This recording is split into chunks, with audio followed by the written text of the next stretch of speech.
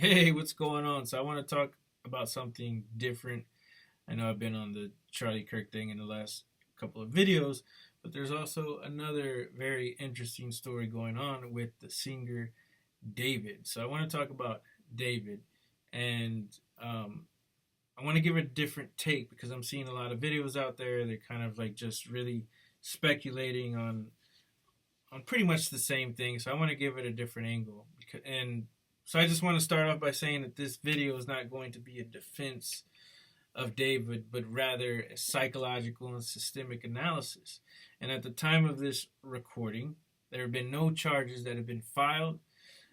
David is going to be innocent until proven guilty. So what I am offering is a lens, a way to understand the patterns, the pressures, and the failures that can create a tragedy like this, because I think it extends beyond the psyche of David. I think there's a lot of other elements that contributed to basically creating a cocktail for this um, tragedy to occur. And so, if you don't already know, let me just give you some brief facts. So recently, the body of a 15-year-old Celeste Rivas Hernandez was found in a Tesla registered to the artist David, and he has since canceled his US and Europe tour dates. He suspended an album that was about to be released, and investigators searched the residence he had been using, but he's reportedly cooperating with authorities.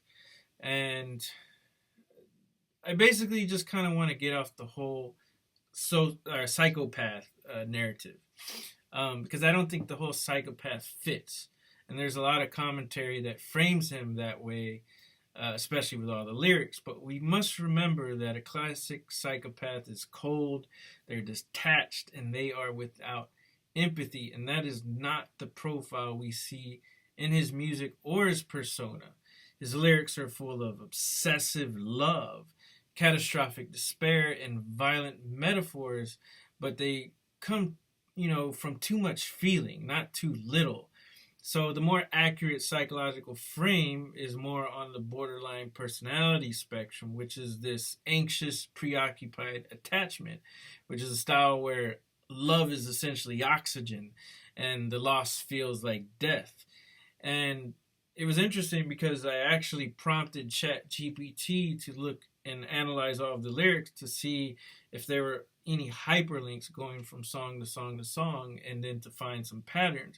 What I ultimately did is I asked GPT to not look at the lyrics like coming from an artist, but rather the journal of a patient to see what it reveals about the psyche of David.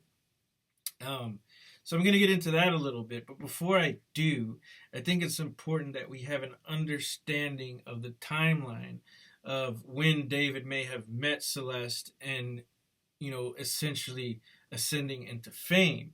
So to understand this, we need to go back to the COVID / post-COVID era, which is where he rises. So he was born in Queens, he was raised in Houston. He started out posting Fortnite montages.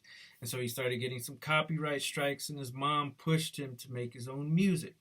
And he recorded his songs in his bedroom closet, and in 2022, TikTok pushed Here With Me and Romantic Homicide, and it went viral. And he was suddenly signed to a major label, and within 2 years, he was on tour with SZA, performing at Coachella. And so this rocket ship ascent just gave him no time to build any sort of emotional, scaffolding, right? And so, you got to think of like COVID isolation and heavy involvement in gaming created an environment where online intimacy felt normal. Like people were forming relationships via chat rooms, Discord servers, just playing games. Like we were all disconnected from reality. So a lot of relationships weren't really based in anything real, but there was intimacy being like formulated, within his, psyche.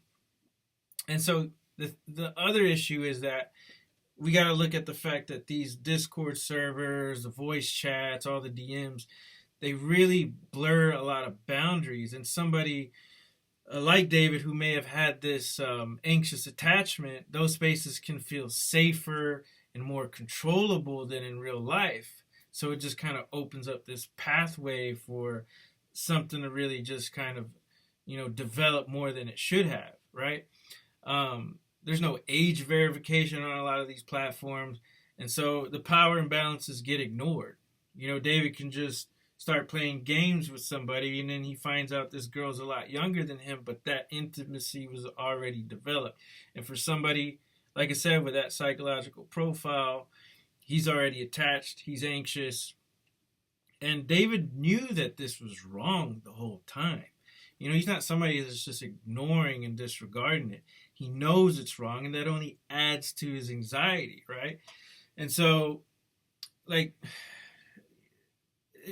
at the same time, it kind of creates a little bit of some parasocial bonds, right?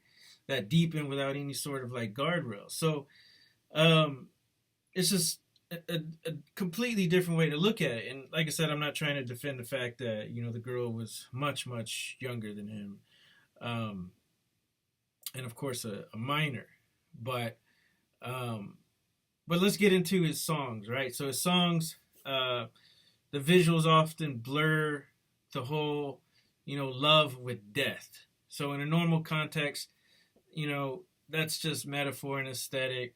But in the light of this investigation, you got people watching old videos, they're quoting unreleased lyrics, and it's as if, they're confessions. So whether that's fair or not, his brand is built on that. The whole forever nothing concept, these love stories. And that creates a public narrative where tragedy feels inevitable. If you go back to some of David's interviews, I don't remember exactly which platform it was on, but he was describing how he essentially just wrote a song in one take. And so, David's really expressing himself in a very, very real way, even though his reality is detached from actual reality. And it kind of creates this feedback loop for him, right? These extremes in his music. It's always about, I'm going to die if I can't live without you, but also I can't live, so I have to kill you. And now you have this brand that's tied into your obsessive feedback loop. You know what I mean? And then, of course, it's ascending you to fame, so you're not grounded at all, and your whole social circle is enabling you and helping this even, just grow into something more grotesque. So that's why I want to talk about the bigger systems that are in place. So it's not just about one, young artist. It's about an industry that pushes artists forward without grounding them. It's about these platforms that allow private corridors between celebrities and minors. It's about institutions that respond slowly when people are raising red flags. Like there were people from out of state that were trying to reach the authorities saying like, hey, this artist is having this relationship with this minor.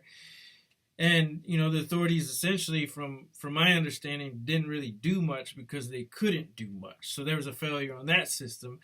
And then, you have this girl who was reported missing, but she also just seemed to have run away.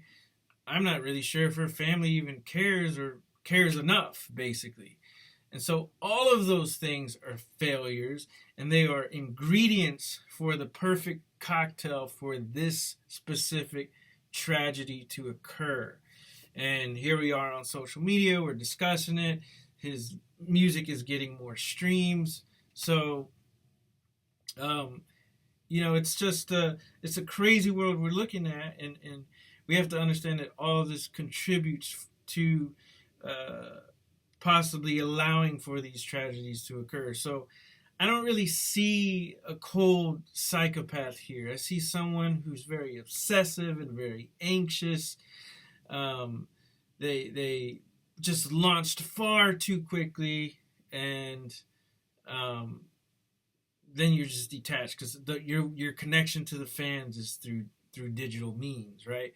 And so, of course, I'm not saying that this excuses the crime, but it explains how the conditions for the tragedy get built. That is my main point of this video. And if we want to prevent the next one, if we want justice, we need to talk about this attachment issue, about platform accountability, about families and institutions that are just missing all of these early interventions. Like there's a video of a teacher talking about he was aware of this situation, right? So everyone in retrospect, like they saw this like so long ago, and people are just, necessarily pointing to the lyrics, but it's not just the lyrics, it's also all the other things that were happening. Like how are the lyrics a red flag compared to the fact that this girl was reported missing, where this teacher knew about the situation between her and David? Like, it's all of it, right? That's the bigger story that I feel like a lot of the YouTubers reporting on this are missing. And so that's basically why I just wanted to bring it to you and see what you all thought, because I think it's very interesting. So let me know what you think.